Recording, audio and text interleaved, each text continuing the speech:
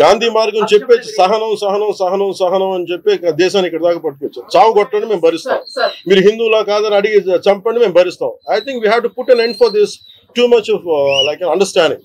ఆంధ్రాకి సంబంధించి దాదాపు ఇద్దరు కుటుంబాలతో సహా వెళ్ళిన ఇద్దరిని చనిపోయిన 27 మందిలో కూడా ఇద్దరు ఆంధ్ర ప్రాంతానికి చెందిన వాళ్ళు కూడా ఉన్నారు. వాళ్ళని అడిగింది మీరు హిందువులా కాదా అని చెప్పి వారి కుటుంబాల ముందే, వాళ్ళ పిల్లల ముందే, వాళ్ళ సహధర్మచారుల ముందే మ్యాగజైన్ ఎంటీ చేశారు, తల లేకుండా చేశారు. హిందువా ముస్లిమా అనే అర్థం తేల్చుకోవడానికి కల్మా చదవమని. ఇంత ఘాతుకంగా చంపిన తర్వాత దేశం మొత్తం కూడా ఒక డెసిసివ్ యాక్షన్, ఒక బోల్డ్ యాక్షన్ కోసం ఎదురు చూసింది. అది నిన్న రాత్రి జరగటం. ఇలాంటి సమయంలో దాదాపు 9 ప్రాంతాల్లో 15 కిలోమీటర్ల నుంచి దాదాపు 200 కిలోమీటర్ల లోపల వరకు వెళ్ళి భారతదేశ సైన్యం అక్కడున్న మిలిటరీ ఎస్టాబ్లిష్మెంట్స్కి దాడి చేయకుండా, అక్కడున్న సివిలియన్ క్యాజువాలిటీస్ లేకుండా కేవలం ఎవరైతే ఉగ్రవాద సంస్థలు ఉన్నాయి, ముఖ్యంగా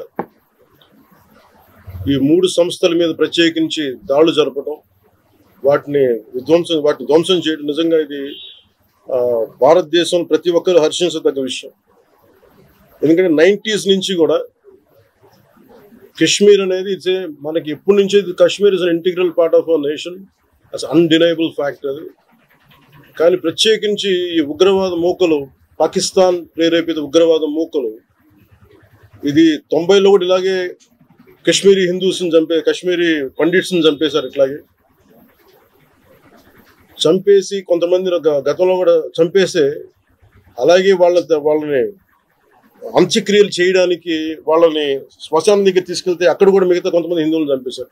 సో హిందువుల మీద దాడి అనేది ఇది అనాదిగా జరుగుతూనే ఉంది. కానీ I think it is a right time to take a decisive and bold action. It's a commendable job done by our army personnel and defense personnel, and we have to appreciate them. We'll stand by them under the leadership of Honorable Prime Minister Modi ji. We will stand by you, sir, and whatever you have taken, whatever decision, bold decision you take, we're going to stand by you. We are with you. Idi at the same time ప్రత్యేకించి this is a time of war, not a full-blown war, but it is a protracted war which will continue for a long time.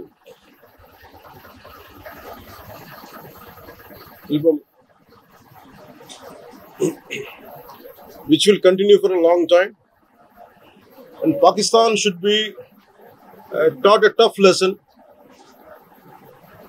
because they are the ones who are harboring these terrorists. No matter where a bomb blast happens, including in Hyderabad, including in Lumbini Park decade plus back, in Gokul Chat, this has become a menace. I think under the new leadership of Modi ji, the tough leadership of Modi ji, central government will take a decisive action on any kind of terrorism and any kind of terrorism act. At the same time, I appeal to all the people of our nation, as a civilian person, when military is waging a war, what we have to do? And military యుద్ధం చేస్తున్నప్పుడు మనం ఏం చేయగలం అని అనుకున్నప్పుడు ప్రతి civilian కూడా, including all the civilians of our nation, we have a role to play.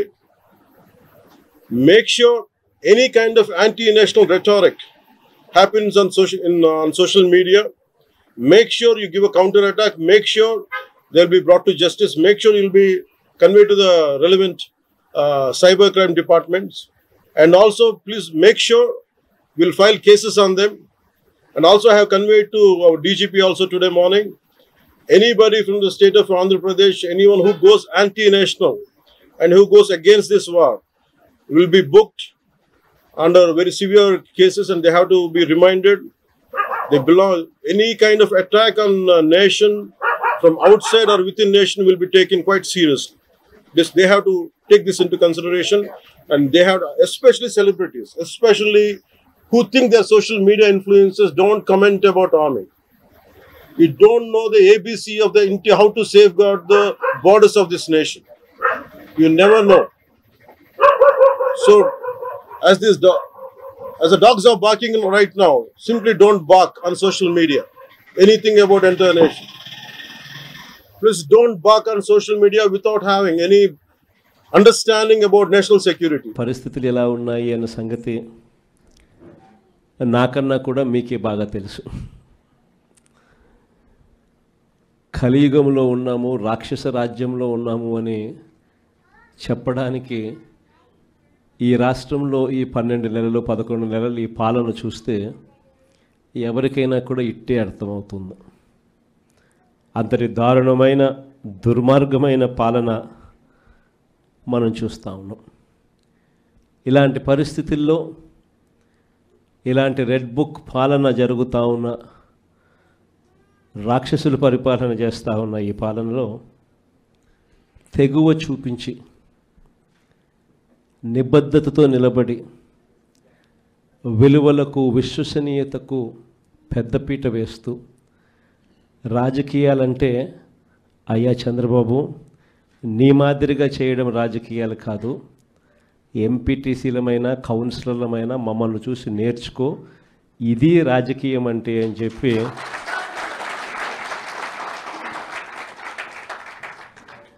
విలువలు విశ్వసనీయతకు ఇది అద్దం పట్టే రాజకీయము అని చెప్పి చంద్రబాబు నాయుడు గారికి కూడా చూపించే గొప్ప తెగువతో అందరూ కూడా గొప్ప తెగువ చూపించారు. మీ అందరి తెగువకు, విలువల పట్ల, విశ్వసనీయత పట్ల మీరు చూపించిన నిబద్ధతకు మీ అందరికీ కూడా హ్యాట్స్ ఆఫ్ తెలియజేస్తాను.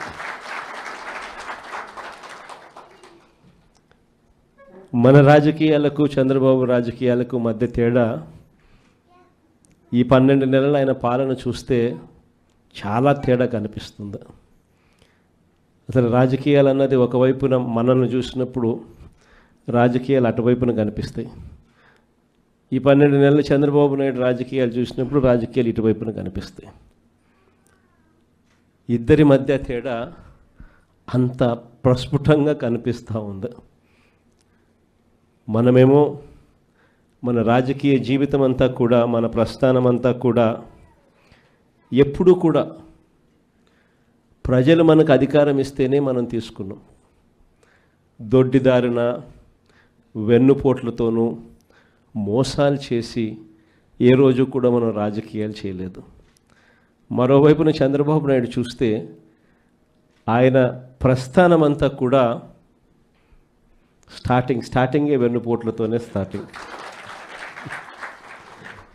అక్కడి నుంచి మొదలు పెడితే ఆయన ప్రస్థానం సొంత కూతుర్నిచ్చిన మామను ఎన్టీ రామారావు గారిని వెన్నుపోటు పడడం దగ్గర నుంచి మొదలు పెడితే, ఆ తర్వాత అధికారం కోసం ప్రజలను ఒకసారి కాదు, 2 సార్లు కాదు, ఎప్పుడూ ఆయన జీవితం అంతా కూడా ప్రజలను కూడా వెన్నుపోట్లు పొడుస్తూనే ఆయన రాజకీయాలు సాగిస్తూ వచ్చాడు.